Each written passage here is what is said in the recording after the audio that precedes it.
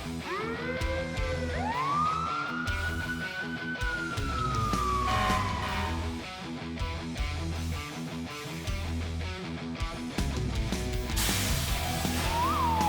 everyone. So we're going to go over real quick the new Blackline G7Cs that are new to us. We've just ordered about 8 more with 4 that were already currently in our fleet. We have some that are on our primary engines that deal with just about one less gas than what these are right here. We're going to show you 2 of them that we have that are pretty high tech.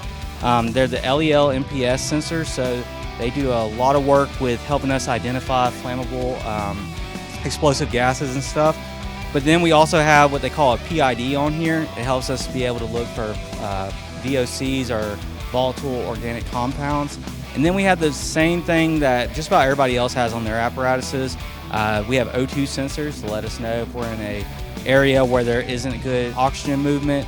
And then we have the typical CO and H2S. The H2S, hydrogen sulfide, it works really good with putting on our confined space technicians. So when you see calls where people are going through sewage drains or underground tunnels, they would most likely have some way of being able to monitor what the air is down there.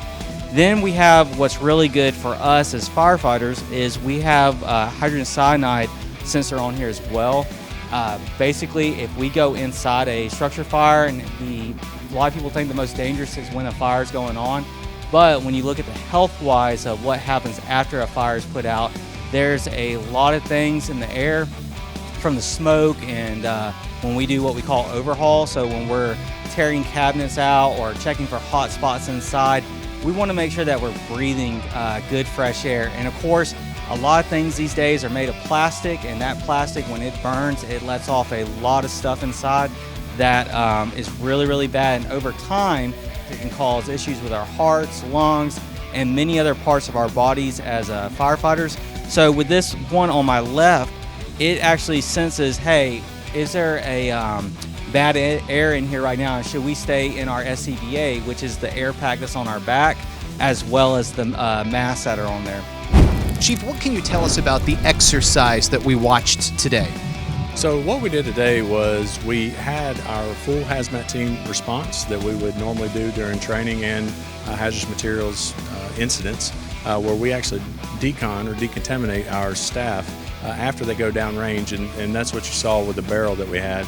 And then with the overpack drum, they were taking the overpack and putting a barrel inside of it, and that was simulating us having an actual incident inside of an industry or out on the roadway where we actually contain a hazardous materials spill.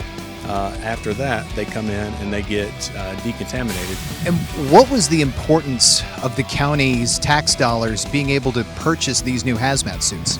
So when we have any kind of incident, any kind of hazardous materials release, which we obviously had several releases over the years, we need to be able to respond to that. And traditionally, we've used other agencies to come in and try to mitigate our incidents for us, and we're big enough now where we need to be able to mitigate our own incidents, and that's what these suits will allow us to do, along with many other pieces of equipment and training that we're doing in the fire department to ensure that we are ready for any incident that may come up. A good example of tax dollars being well spent, right, sir? Absolutely. Chief, what can you tell us about the big fireball we saw? So that's a part of our training. One of the biggest parts of hazardous materials is obviously when we're dealing with hazardous materials, it's something totally out of realm of normal firefighting operations. But that comes in many different stages. It's not just a chemical or not just a plume. Sometimes it may be gas. And you saw the gas monitors that Captain Carter was able to show. But when those gases are released, we have to be able to mitigate them. So the fireball that you saw was liquid propane that was vaporized, and it's simulating a typical 500-gallon tank that's outside of someone's residence that may heat their home.